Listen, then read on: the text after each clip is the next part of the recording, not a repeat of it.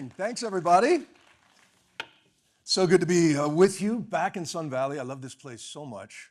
And when I met Amy last year, she proved to be just this super connector. Do you have that clicker? Thank you.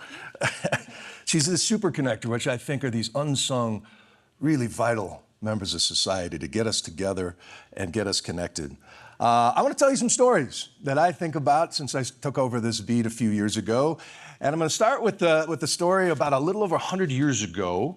A Jewish immigrant from Kyiv moved to a Brooklyn neighborhood not far from ours. He got a job making barrels, married his cousin, and started the most unhappy family. His oldest son of 7 was a boy named Abe, small, sort of quiet, genius, voracious reader. And he would describe the most miserable childhood. His mother was a monster who used hunger as a weapon. He brought stray kittens home once and she smashed them against the wall until they were limp. And then outside the home, he had anti-Semitic gangs that would throw rocks at his head. So he tried to join a Jewish gang for protection, and the initiation was to tie up a kitten and kill it with a rock. And so he's surrounded by all this awful behavior, and he becomes sort of obsessed by it. He studies ape dominance at the University of Wisconsin and really is drawn to the field of psychology. And in 1943, he wrote a little article called A Theory on Human Motivation. And it became known as a seminal piece of work, Maslow's Pyramid of Needs, Psych 101. And he was really fascinated with the achievers in society, the generals, the CEOs. Most of his peers were studying mental illness. He wanted to see what made people succeed. And so he came up with this 5-layer pyramid. And at the bottom is all the stuff that just basically keeps us alive. You got water, salt, sugar, fat, protein, calcium, oxygen in the proper proportions, temperatures as close to 68 degrees Fahrenheit as possible, and sleep. These are the physiological needs. If they are not met, nothing else matters. Then we move up into the safety needs of level 2, that's shelter and energy and rule of law and reliable information, along with income and healthcare. These are all the things that break down when I'm out covering a hurricane or a wildfire somewhere in the world. The first 2 layers of the pyramid of needs, which I took for granted most of my life. Now, as you move up into the pyramid now, once the belly is full and the door is barred, you want to belong to a person or a sweetheart or a decoupage club or a mob descending on the Capitol. For better or worse, these are the love needs of level 3. And then once we have enough love in our lives, we want to be respected, right? Admired by strangers and neighbors alike. We fill up on the needs of the community. And if that person is lucky enough to fill up those 4 layers, you reach self-actualization. Whatever you are meant to be, you should be. And he's careful to explain you don't need to do them all linearly. You know, we can be dissatisfied in some areas and satisfied in others at the same time. It's kind of the American way. And at the time, the 2 prevailing theories of psychology were behavioralists who thought we were just, conditioned like rats in life's maze and chasing treats or avoiding shocks. And then there were the psychotherapists like Freud who thought we were just unresolved issues of our parents. And Abe decided we're all of those things. We're human, and that's okay. He became humanist.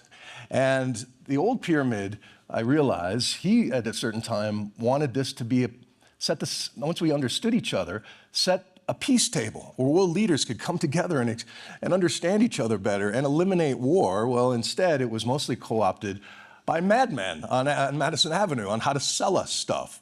And how we fill our pyramids really comes down to the stories we bathe in, the stories we're told that surround us in our culture. And I grew up basically filling my pyramid like an amusement park for one. When I was this age, the tip of my pyramid was playing center field for the Milwaukee Brewers, so I could afford a better outfit and better haircuts, obviously.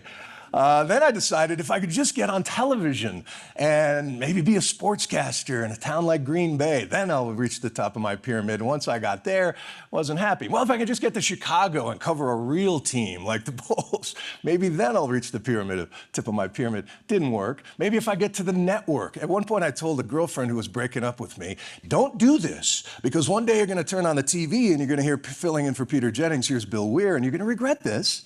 But then, of course, when I filled in for Peter Jennings, fast forward a few years later, and I got a message from the switchboard that Julia Hansen had called, it didn't matter. My pyramid had shifted completely. I was a new father. I was living in New York. And then I started traveling the world. I was lucky enough to get a show called The Wonder List, where I realized my daughter's going to turn my age in the year 2050, so I wonder what will be left of places like Vanuatu.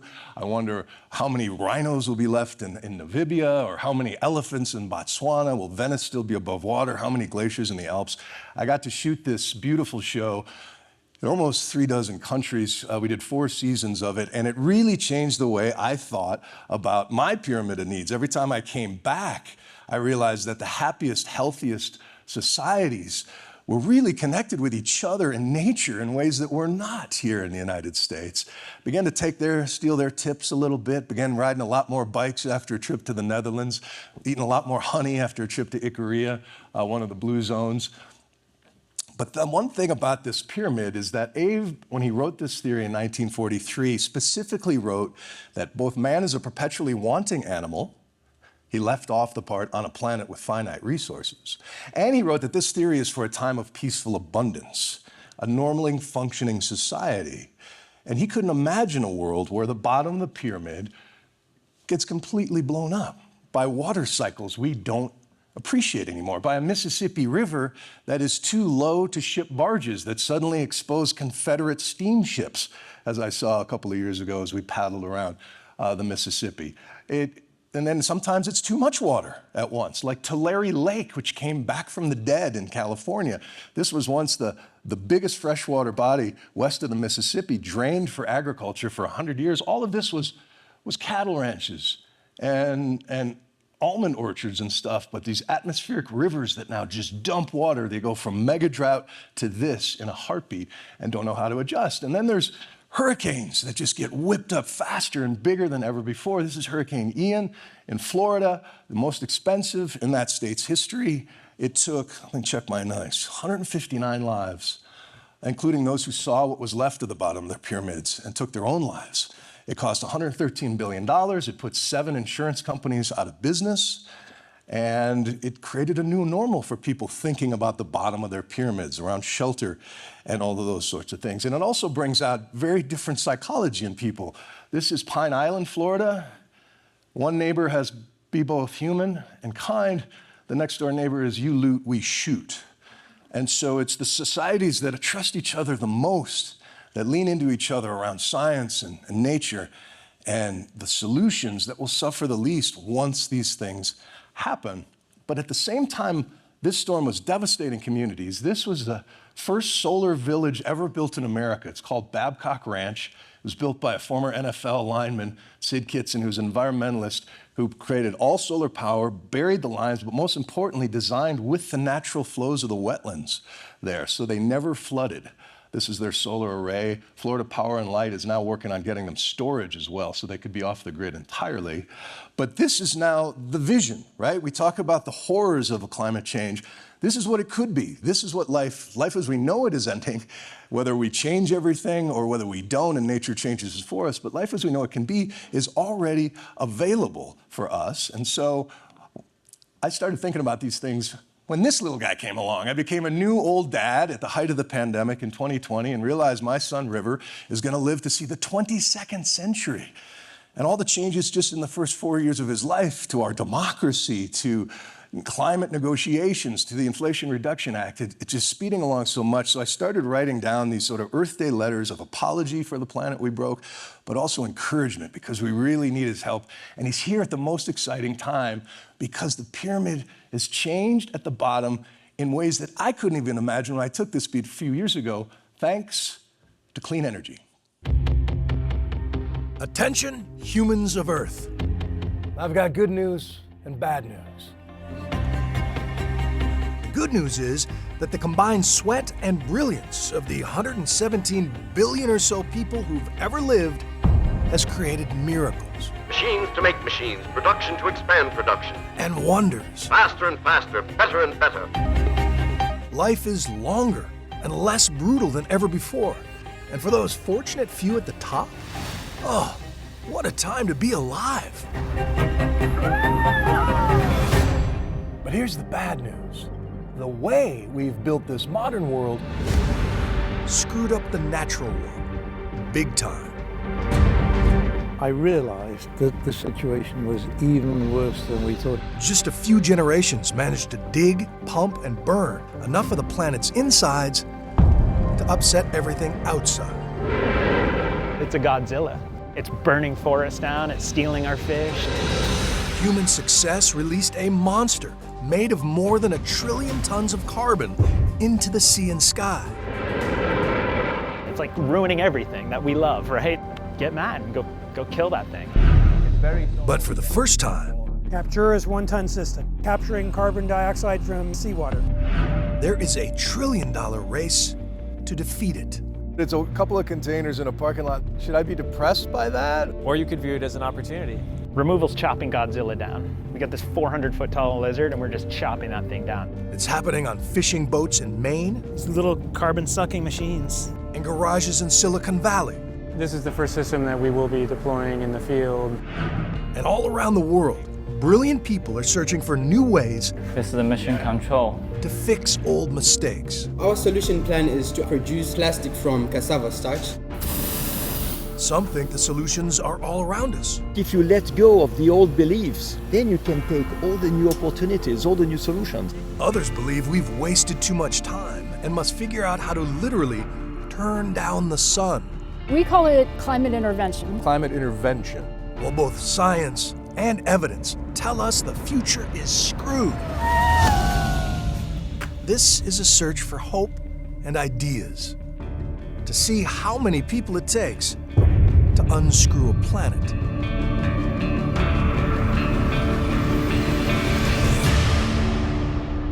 And here's how this guy really helped me a lot when I talk about climate. This is Marty Odlin, that you saw him in the clip there. He was a fisherman from Maine, 4th generation. All he wanted to do was fish the Gulf of Maine, but was a really brilliant guy. Studied robotics at Dartmouth and Earth Systems at Columbia. And when he came back to get his first boat and get his first, fishing ground license, he did the math and realized they'd all basically left for Iceland because the Gulf of Maine warmed 4 times faster than the rest of the planet in the last decade. And he just couldn't make the math work. So he started, instead of a boat called Running Tide to catch fish, he started a company called Running Tide to beat Carbon Godzilla. And that was the light bulb moment for me, that we don't talk about the problem in the right terms, and the people who profit from that love that we don't know how to talk about it. They love that we shifted from global warming to a climate crisis. Nobody's afraid of a greenhouse unless you're having an affair with the gardener and you don't want the neighbors to see. That this is the worst branding ever for an existential crisis. And when Marty said, it is a Carbon Godzilla, humanity uncorked from the bowels of the earth, and at first it helped us do a lot of the heavy lifting. It created our modern societies, it expanded our lifespans, but now it got too big. It's 1.5 trillion tons too big right now. And now you get to think about, as I wake up every day, am I making Godzilla a little bigger today? Am I helping cutting them down? Am I helping making them smaller? It's the question I now get to ask CEOs. Is your business model feeding Godzilla or not? And when I started thinking about those terms and the people who are fighting Godzilla with nature-based solutions, with machines, with more efficiency in our homes, I started really rethinking the pyramid of needs. And as we're going forward, sadly, Marty's company, which called Running Tide and was using kelp and oyster beds to help draw down carbon while we're creating protein and food stocks. The idea was that this kelp on buoys in the North Atlantic could draw down carbon, sink to the bottom of the ocean, be held by pressure. He did a bunch of research, had some breakthroughs on how to get data from these floating rafts into the cloud. But his company just shut down a couple weeks ago because the carbon offset market has cratered, and voluntary carbon credits right now can't sustain his business, but he's going to keep fighting Godzilla the best way he knows how. And the fact that he got into the fight and chased that dream, I admire that. I think we need those dreamers and doers turning their anxiety into action a lot more. But as people think about the energy needs in the safety layer of our pyramid right now, there are success stories like this one. For the first time in human history, the 2 most affordable forms of energy do not come from burning fossil fuels, but from catching onshore wind or clean, abundant sunlight. Most days in the middle of the day in California, energy is free. Electricity on the wholesale market is worth $0, sometimes even negative dollars, because there's so much solar that's now been installed in California. The same thing is happening in the American wind belt. So while Andrew Ponick was the kind of kid who built solar panels in the garage, he realized that renewables are great for topping off batteries in cars and homes, but the factories, which make everything from steel to baby food, need a lot of energy all the time. The problem is you can't shut down your factory when the sun goes behind a cloud or the wind stops blowing. So with $80 million in investment from backers including Bill Gates, he started a company called Antora to store clean energy with This is it. a box of rocks. I had a hard time explaining to my kids what nuclear fusion is, but this is just a hot rock in a box. Exactly. Heated up by either wind or the sun, right? People sometimes feel like they're insulting us by saying, hey, that sounds really simple. And we say, no, that's exactly the point. You know, there's not much more here than a steel box with insulation inside of that and some carbon blocks inside of that. That's it. Antora's batteries heat up blocks of carbon like this until they glow like little suns for a full day. What's right in the box right now is about 1,600 degrees Celsius. So this is hotter than the melting point of steel, and it's just a couple feet inside that shell. By cracking open the box, Andrew says they can release enough heat to make a factory steam and enough light to generate electricity as it glows into a special kind of solar panel. And while the box is tricky to build, the rocks are cheap and abundant. There's plenty of production of this. Even just 1% of the current production of carbon blocks would be enough to make terawatt hours of batteries, which would be enough to power, the United States. A competing company called Rondo uses even cheaper bricks in their thermal batteries to create megawatts of power for a single factory without the need for a grid upgrade, which means places with a lot of sun and wind could become magnets for new industry. Both companies were present at COP28 in Dubai, where big oil had a big presence. But Andrew came back convinced that clean, simple ideas are the future. The transition is inevitable. It's going to happen. And actually, if you talk behind closed doors to most of the people in the fossil fuel industry, they'll say the same thing. They understand that. But I'm confident that we're going to be able to take that huge tool that we have in solar and wind and displace fossil fuels faster even than most people think. Really? Yeah. Why? What gives you that faith? It's really because of the technologies that are coming down the pipe. If you'd asked me 5 or 10 years ago, I would have said, I'm not sure we have everything we need to decarbonize. But today, we have the tools we need. We just need to deploy them. The story is changing. The story for so long was we had to burn whatever was cheap and abundant, but now the two cheapest forms come from the sky and the sun. And people are realizing it's why over 80% of new energy projects that were launched in the last couple of years are renewable going forward. They're doing the math to say, once you build one of these sort of power plants, the energy delivers itself to you. You don't have to chase it under mountains, pipe it across continents as well. And storage now is going to draw industries. It'll rearrange the way the Rust Belt was drawn to the Great Lakes area, industrial areas. Now, big factories that need a lot of cheap energy will go into places like the Plains and the Sun States as well. And this is the story that just needs to be told more of. Dr. King, we remember, of course, for calling out the nightmares of the civil rights movement, but we remember him most for he had a dream. And to think about a land of abundant indigenous energy, wherever you happen to be, geothermal maybe over here, wind over here, balanced out with efficiency, homes that are better constructed, cleaner, healthier, communities that are better connected and trust each other in ways that really are tested when things go south. But actually, Abe also had an epiphany right at the end of his life. He went for a jog at about the age 60, said goodbye to his wife, went half a block and died of a heart attack. But he had completely rethought this pyramid of needs towards the end. I bought a bunch of his journals, and towards the end of his life, he was rethinking it because people were saying, well, Hitler was self-actualized. He was the best murderer he could be, and it doesn't make sense. And then he realized the people at the tip of their pyramids, it's not about self at all. They transcend their selfish desires and adhere to certain values he called being values. There's about 14 of them, but it's truth and fairness and beauty and completeness, unity, these sorts of things. And you can see the CEOs that you admire the most in these startup tech companies embody those. They think about nature at the door, as our great colleague said earlier.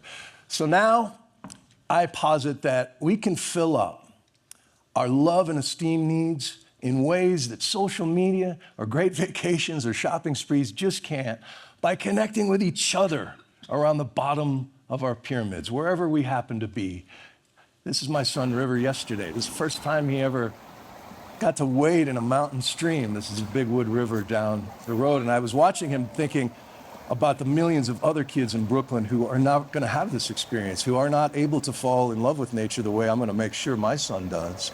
How we connect those kids, that generation, with what's out here before it all goes away. That's earth repair. That's a step towards a solution as well. But community, nature, it's the only way. The civil war we prevent might be our own as we lean across the fence at times like this and connect over the stream we love or the hiking trail we admire. That's why I admire what Amy's doing here so much. It's at every level. It's the food needs. It is the energy needs. It's the community and love needs that we're all embracing here today. And that's what I'm hoping to share with you guys and start that conversation. If you want a little more on it, there's my book, Life as We Know It Can Be, came out in April. Lots of podcasts and talking to folks about it has been so good for my soul, even though I was terrified by becoming a first-time author. But it's about turning our anxiety into action and realizing there's more of us out there than we know about. The other thing that gives me tremendous hope that I found writing this book is a term called pluralistic ignorance. It came after some researchers at Yale, Boston College, Indiana, a couple years ago, surveyed thousands of Americans, asked them to guess what percentage of your countrymen and women care about climate, care about meaningful action. People guess between 33, 40%, maybe, regardless of party. In reality, it's 66 to 80%. It's the opposite. You're surrounded by allies you didn't know you had because nobody talks about it. So step one is talking about it as much as you can, wherever you are, with each other, sharing ideas. Community, community, community. Thanks so much for your time.